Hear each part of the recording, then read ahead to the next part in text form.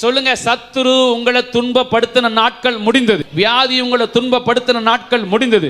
பலவீனம் உங்களை துன்பப்படுத்தின நாட்கள் முடிந்தது.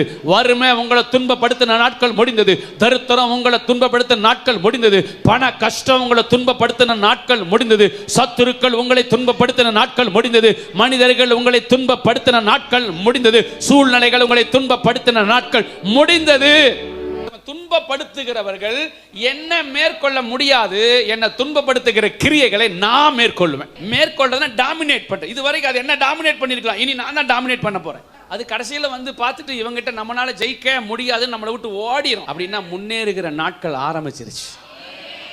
நான் எப்போ மேற்கொள்ள தொடங்குறனோ நம்ம இதுக்கெல்லாம் பயப்பட மாட்டோம். அவங்க செங்கடலை விட்டு அப்படி வெளியே வந்தாங்க. 14ஆம் அதிகாரத்தில் 15ஆம் அதிகாரத்தில் பாடுனாங்க பாருங்க பாட்டு.